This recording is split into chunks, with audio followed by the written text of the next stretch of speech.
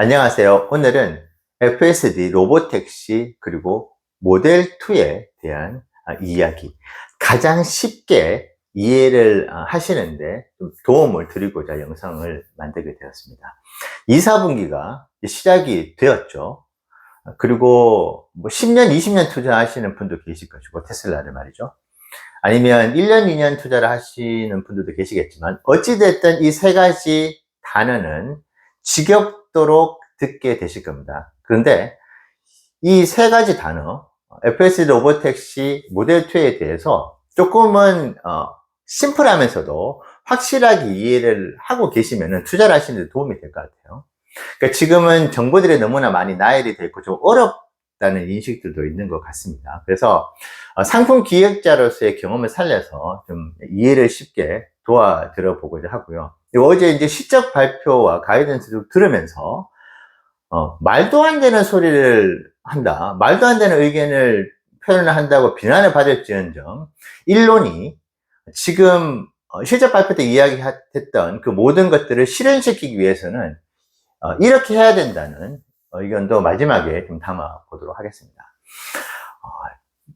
제가 근무하고 있던 회사에 수석 연구원이 한 분 계셨어요. 이분은 메로나를 진두지휘하면서 세계적인 아이스크림으로 만든, 메로나는 참고로 동남아시아 브라질부터 해서 엄청난 인기를 끌고 있는 아이스크림 중에 하나입니다. 그분께서 컨셉에 대한 정의를 내리셨습니다. 컨셉이라는 단어도 아마 평생 지겹도록 듣게 될 단어인데, 그분께서 정말 명확하게 정의를 한번 내리셨거든요. 고객들이 다른 브랜드, 다른 매장의 상품을 구매를 하지 않고 내 브랜드의, 나의 브랜드의 상품을 구매를 하게 만드는 당위성을 컨셉이라고 표현을 했습니다. 자, 이 컨셉의 그 정의를 그대로 테슬라에 대입을 해 본다면은, FSD와 로보택시 모델2는 나름의 테슬라만이 가지고 있는 다른 브랜드들의 상품들을 선택하지 않고 테슬라의 소프트웨어든 하드웨어든 이 상품들을 구매를 해야만 하는 그런 당위성을 가지고 있는 상품들이라고 먼저 말씀을 드리고 싶고요. 물론 경쟁 브랜드들이 존재하겠지만은 대다수의 고객들은 테슬라의 이 세 가지 상품을 선택할 가능성이 높다는 부분, 이 부분 먼저 시작을 그렇게 좀 정의를 내리고 시작을 해봅니다. FSD 같은 경우에는 이미 이전 영상에서 빅맥 세트의 코카콜라와 같은 존재라는 말씀을 좀 드렸죠. 그래서 그 비유가 FSD를 이해하는 데 도움이 되었다는 그런 이야기도 듣게 되었습니다. 자, 로보택시에 대해서, 그럼 과연 도대체 로보택시를 가지고 어떻게 사업을 해 나가는 거냐, 그러면 테슬라는 어떤 수익을 얻게 되는 것인지 좀 많이 혼란스러워 하실 것 같아요. 지금 FSD와 로보택시 같은 경우에는 소프트웨어 상품입니다. 일종의 소프트웨어 상품이기 때문에 일상을 살아가고 있는 우리에게는 그렇게 친숙하지 않는 영역인 것만은 사실입니다.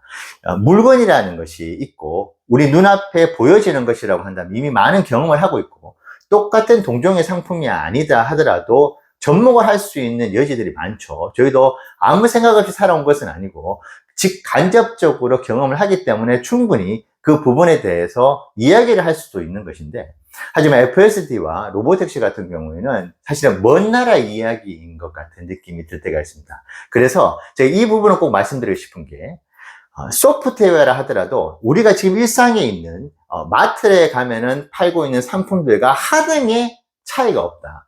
그러니까 소프트웨어라고 한다면 어떤 생각을 가지고 있냐면, 이 소프트웨어 상품은 이것이 상품으로 되었을 때는 반드시 완벽해야 돼.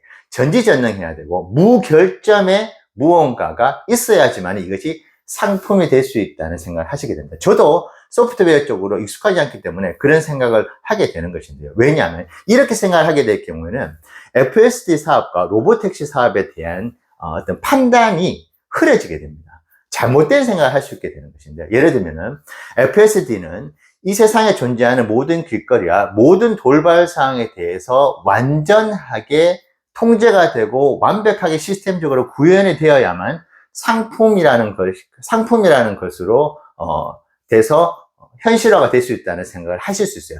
로보택시 역시 마찬가지입니다. 단 한 건의 사고도 일어나면 안 돼. 이런 문제가 발생됐을 때는 이것은 절대로 이것이 해결되기 전까지는 상품으로 도입이 되면 안 돼. 이것이 절대 아니라는 말씀을 꼭 드리고 싶어요. 예를 들면은 로보택시 같은 경우에도 반드시 서비스 제한 구역과 같은 도저히 로보택시가 다닐 수 없는 환경이 이 세상에 즐비할 것입니다. 자, 그렇다면은 그런 도로에서도 반드시 이 로보택시 사업이 구현이 돼야 돼. 그렇지 않으면은 이것은 상품으로 출시가 될 수 없어. 이렇게 접근을 해버리면은 로보택시라는 이 사업의 컨셉이 너무나 어렵고 이것이 이런 부분들이 다 해결이 되지 않는 상태에서 출시가 되면 이거 망할 수도 있는데 이런 생각을 할 수 있게 됩니다. FSD 역시 마찬가지죠. 여전히 지금 예를 들면 톨게이트 들어가는데 톨게이트 들어갈 때 처음 봤어요, 이번에.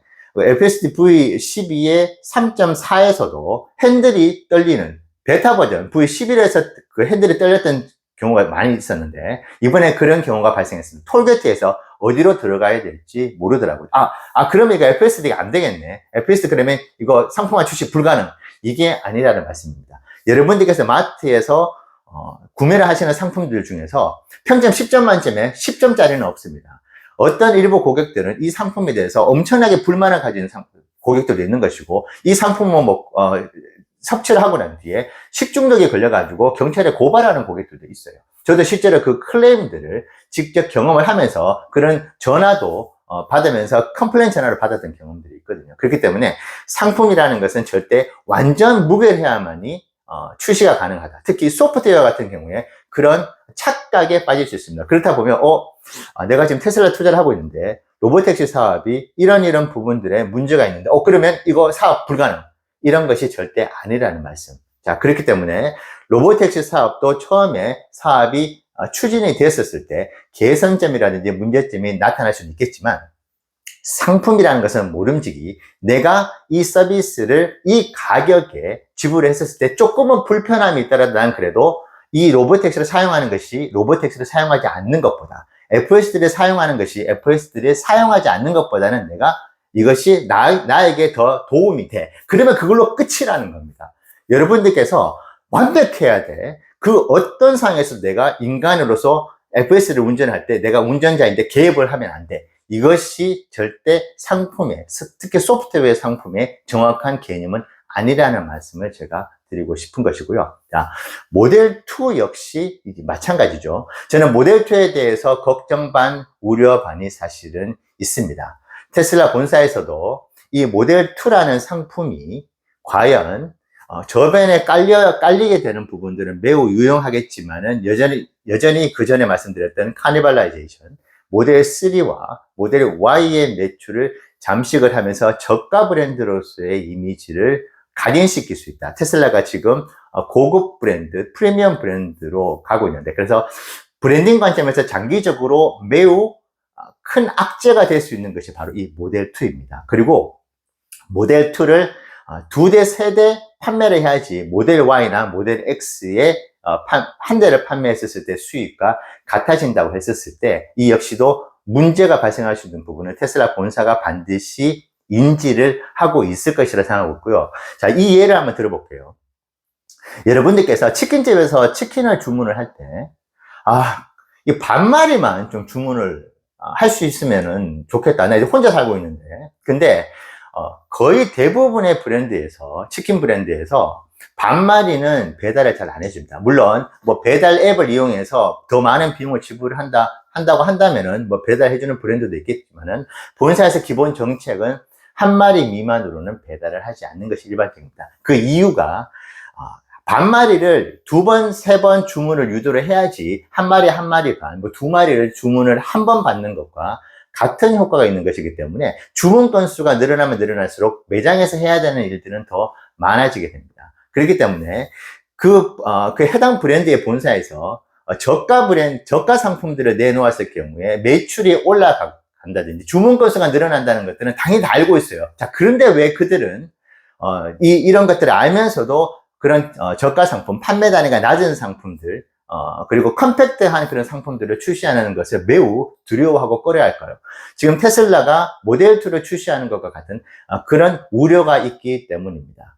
그래서 제가 알기로는 모델 2를 일론 머스크가 초창기에는 원하지 않았다고 합니다. 왜냐? 모델 S부터 출시를 하면서 브랜드의 프리미엄 전략을 가져갔었기 때문인 것이거든요. 그래서 제가 이번에 사실 자필 편지에서 모델2의 생산에 대한 부분에서 제가 부족하지만 조언을 했었던 부분이 계속 이슈가 나오면 안 된다. 모델2에 대해서 어차피 많이 팔릴 것이기 때문에 대량 생산 체제를 확실하게 다 확고하게 갖추고 난 뒤에 엄청나게 물량을 쏟아내라. 그리고 고객들에게 모델2에 대한 존재를 계속 스며들게 하지 마라. 어차피 엄청나게 가격이 싸고 품질이 좋을 것이기 때문에 홍보를 하지 않아도 엄청나게 많이 팔릴 가능성이 높다. 거기에 FSD까지 탑재를 하게 된다는 말이죠.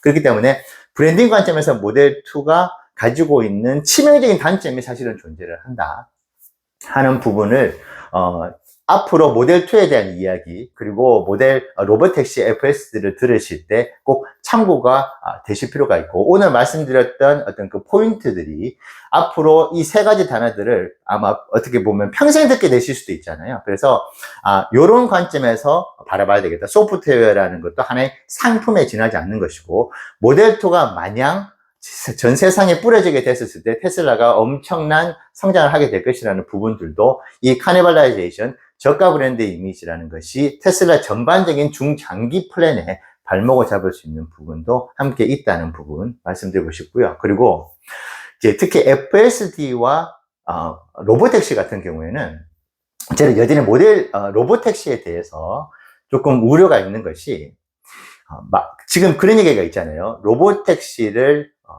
일반 우리가 알고 있는 택시처럼 그렇게 랩핑을 택시처럼 해가지고 하는 것도 택시 사업이 될 수 있겠지만은 기존의 테슬라 오너분들의 가지고 있는 그 차를 이용해서 서로 뭐 이익을 쉐어한다든지 하는 방식으로 이제 전 세계로 주차되어 있는 차들을 굴린다는 그런 구상도 가지고 있는 것이잖아요. 자, 여기에 반드시 수반되는 것이 바로 법입니다. 법. 왜냐하면 내가 차를 소유를 하고 있는데 이 차를 서 있는 차를 돌려가지고 수익이 발생한다고 한다면은 수익이 있는 곳이 반드시 세금이 존재를 합니다. 그러면 세법도 사실 개정이 돼야 되는 것이고, 이 로보택시 사업을 하면서 수반되는 어마어마한 법적인 부분들이 이것이 불법이다, 위법이다, 그걸 떠나서 법이 제정이 돼야 되는 것이다. 법률적인 기반이 마련이 돼야 되는 것이 특히 로보택시 사업인 것이거든요. FSD 사업 같은 경우에는 인간이 개입을 한다는 전제에서 인간이 이 서비스를 상품으로서 구매를 하고 난 뒤에 상품을 구입한 내가 이것을 통제하고 관리를 한다는 측면에서 보면 법적으로 생각보다 그렇게 큰 문제가 있지는 않을 수 있는데, 로보택시 사업은 차원이 다른 부분이거든요. 그렇기 때문에 법제화가 완전히 진행이 되지 않고서는 로보택시 사업이 전 세계에 우리가 지금 상상하는 그런 그림으로 실현이 되기는 매우 어려운 부분이 있습니다. 자, 그래서 제가 어떤 생각을 했느냐.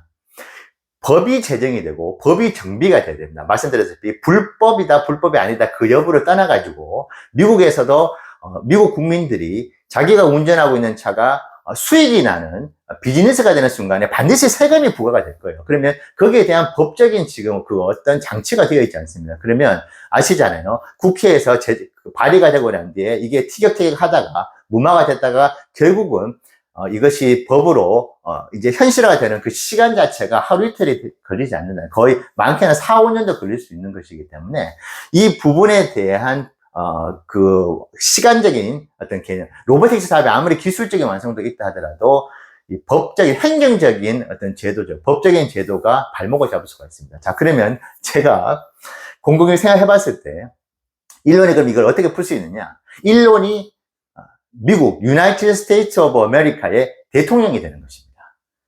왜냐? 대통령이 되었을 경우에 대통령이 물론 무소불위의 권한을 쥐고 있는 것은 아니게 되겠지만은 대통령이 법을 제정을 하고 법을 정비를 할 수 있는 부분이 있는 것이고, 그리고 스페이스X의 화성 이주에 대한 부분들도 아무리 일론 머스크가 기술적인 완성도를 높인다 하더라도 법이 그것을 따라가 주지 못한다고 한다면 무용지물이 될 수 있는 거거든요. 법적으로 이것이 안 된다, 허용되지 않는다고 했었을 때는 기술이라는 것은 무용지물이 될 수밖에 없는 것입니다. 그래서 저는 일론이 정치적 발언들도 서슴지 않고 한다는 부분들, 그리고 여러 가지 인권이라는 부분들, 환경이라는 부분들을 얘기를 하고 있고, 트럼프와의 관계가 좋죠. 트럼프가 비즈니스맨이지 않습니까? 그래서 본인이 아마 로보택시 사업부터 해서 FSD 사업, 스페이스X 사업, 그 이외에 테슬라가 가지고 있는 AI 사업, 로봇 여러 가지의 자신들이 추진하고 있는 사업들을 진행을 하면 할수록 그것이 기술적인 완성도가 높아지면 높아질수록